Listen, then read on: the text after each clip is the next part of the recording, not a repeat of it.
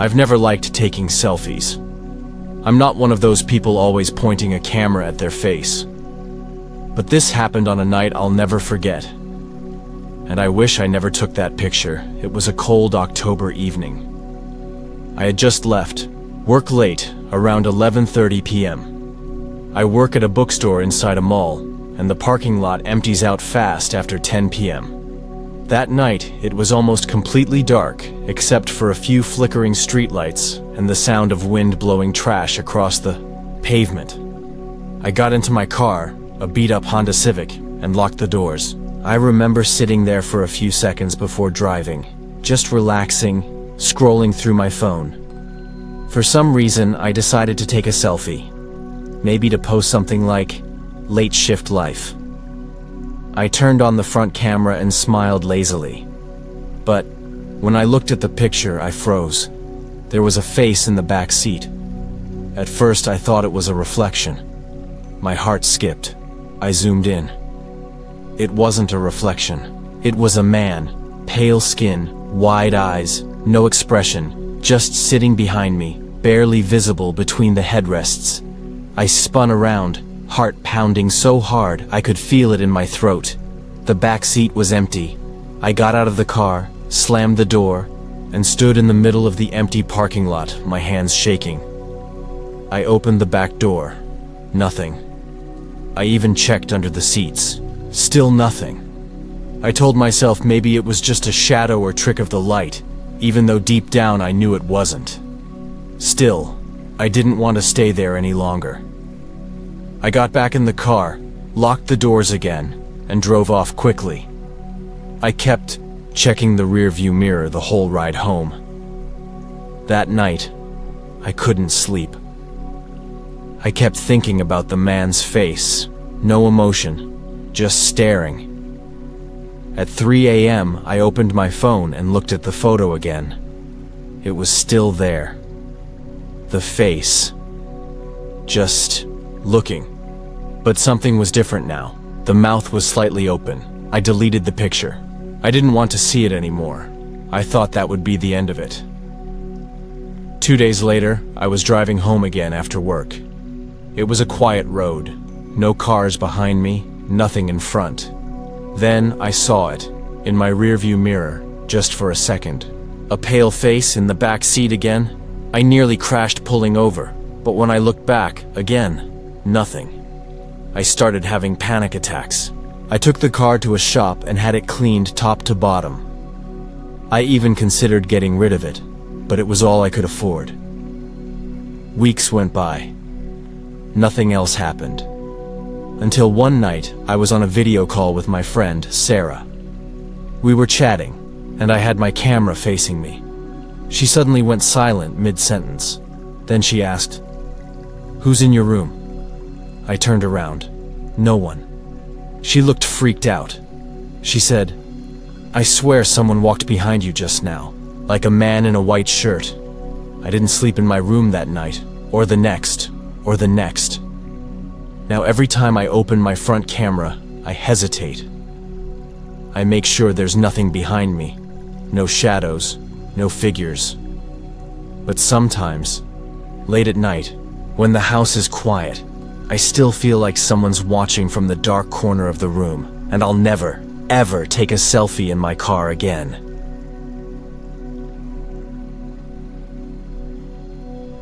I never thought an elevator ride could be so terrifying.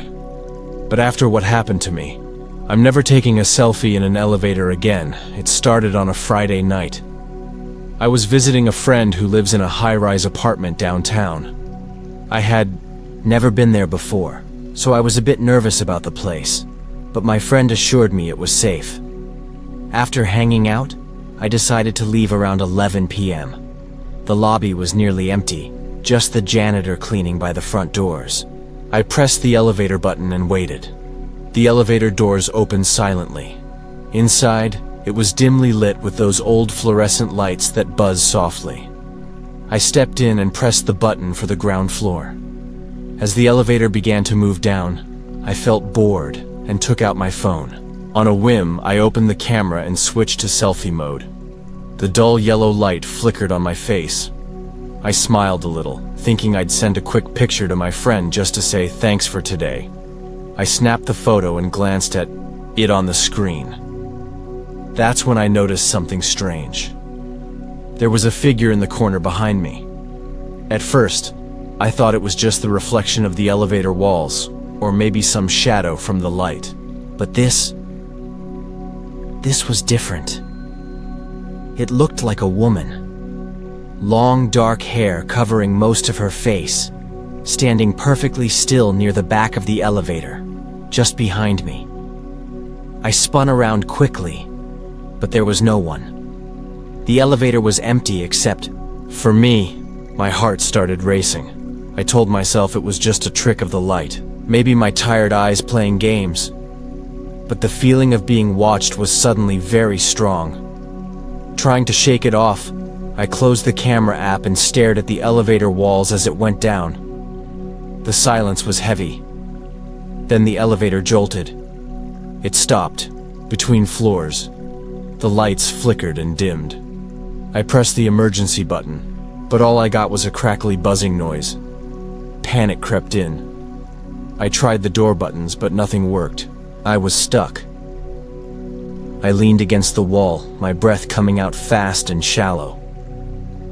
After a few minutes, I heard something. Faint breathing. It wasn't mine. I froze.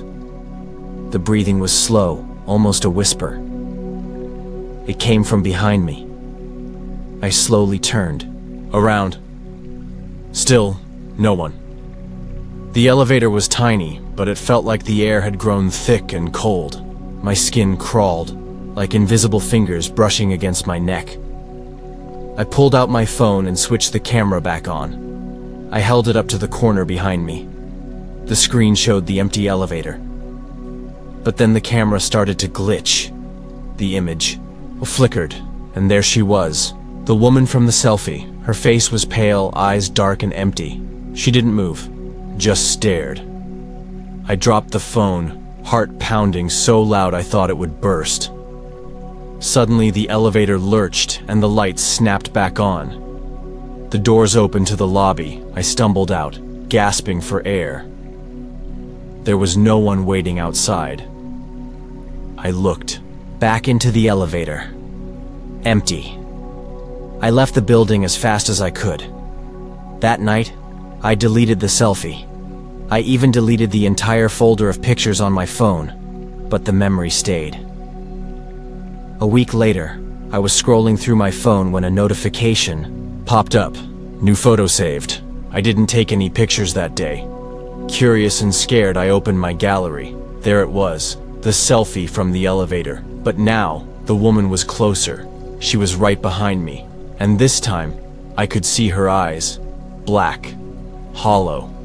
Empty. I deleted the photo again. I threw my phone on the bed and covered my face.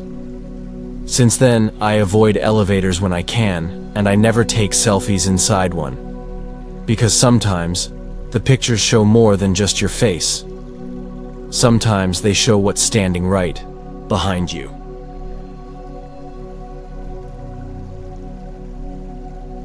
I never liked going down to my basement. It was dark, cold, and smelled like old wood and damp concrete. But that night, something made me go down there with my phone, and I wish I hadn't. It was a Saturday evening. My parents were out visiting some friends, so I was home alone. I was bored, scrolling on my phone, when I got a text from a friend asking me to send a selfie. I wasn't in the mood to take one, but then I thought, why not make it interesting? So, I decided to go down to the basement. It's a small room with shelves full of old stuff, boxes, tools, and a single dim light bulb hanging from the ceiling. The stairs creaked under my weight as I went down slowly, phone in hand, ready to snap a quick picture. The basement always gave me chills. The air was thick and musty, and I could hear faint dripping from the pipes. I stood near the bottom of the stairs, looked up for a moment, and turned on the flashlight on my phone. I took out my phone, opened the front camera, and tried to get a good angle. I snapped the picture. a quick, silly selfie with the dark basement behind me. Then, something on the screen caught my eye. At first, I thought it was just a weird shadow. But when I looked closer, I saw a face in the background. Not my face, but someone else's. A man's face. He wasn't standing there when I took the photo. I looked around quickly, shining my flashlight across the room. No one was there. I felt a chill run down my spine. I stepped back and tried to convince myself it was just a trick of the light, maybe something on the wall or a reflection from my phone screen. I decided to take another selfie, facing the other side of the basement to see if I could catch anything else. This time, I got something worse. In the picture, behind me near the corner, there was a shadowy figure. It looked like someone crouching, watching me. I dropped the phone in shock. The flashlight flickered. My heart thumped hard in my chest. I didn't want to stay there anymore. I ran up the stairs, slammed the door shut, and locked it. I sat on the couch upstairs, breathing heavily. But the worst was yet to come. Later that night, I was lying in bed scrolling through my phone. I opened the pictures I took in the basement again. Suddenly, I noticed something I hadn't seen before. In the very first selfie, the man's face was clearer. His eyes were dark and angry, and behind him, I could see a hand. The hand was pressed against the glass window that separates the basement from the outside, except the window was boarded up. No one could get through. I stared at the picture, frozen. Then my phone buzzed. A new message popped up on my screen. It was from an unknown number. The message was a photo, a selfie, and in the background was my basement, but this time the figure was much closer, standing right behind me. The message said, "I see you." I dropped my phone. I didn't sleep that night. I couldn't stop thinking about how someone could be in my basement when I was supposed to be alone. The next morning, I told my parents. They called the police. They searched the house and basement. Nothing. No footprints. No sign of anyone breaking in. But that night, I stopped going down to the basement. And whenever I take selfies, I check the background 3 times. Because sometimes the camera sees what you don't. And sometimes what it shows can't be explained.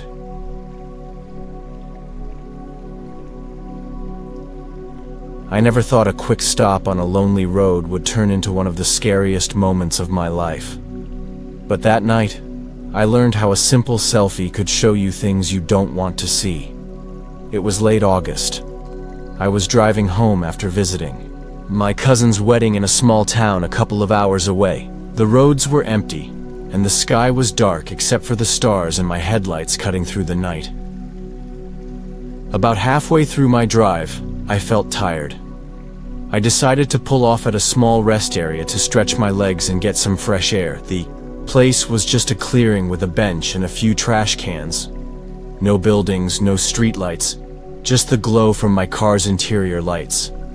I got out, locked the doors, and walked over to the bench.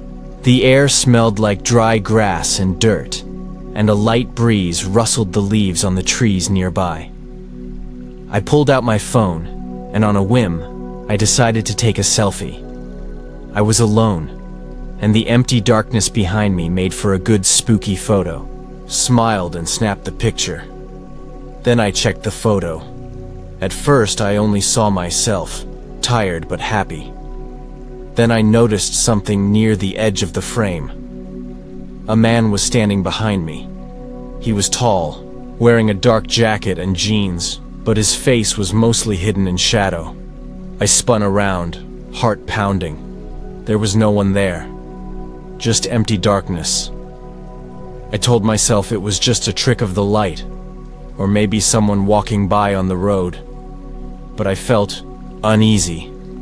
I decided to take another selfie, this time turning slightly to the side to catch more of the rest area. Again, when I looked at the photo, the man appeared.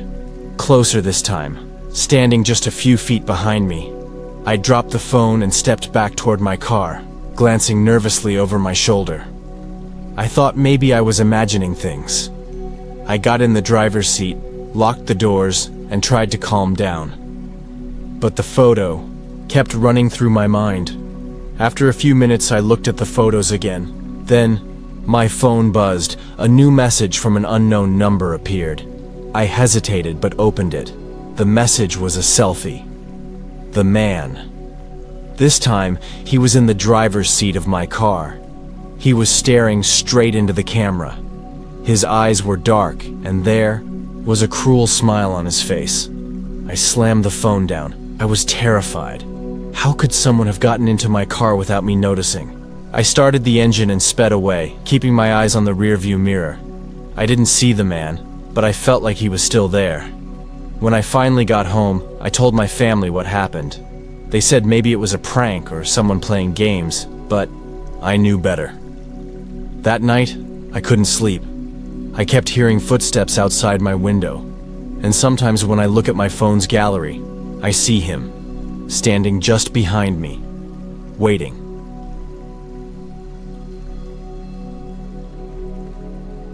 I still don't know how to explain what happened to me that night at the hotel. It feels like one of those stories that sounds crazy, but I swear it's real. And it all started with a selfie.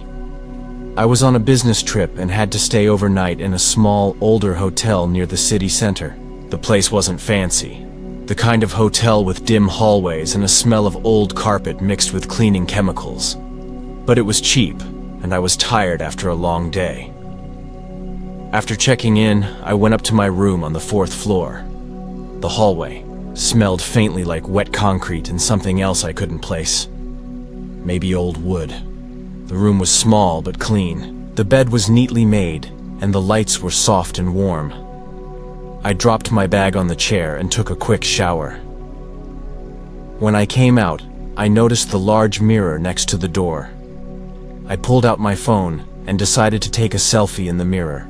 Wanted to capture the hotel vibe for my friends.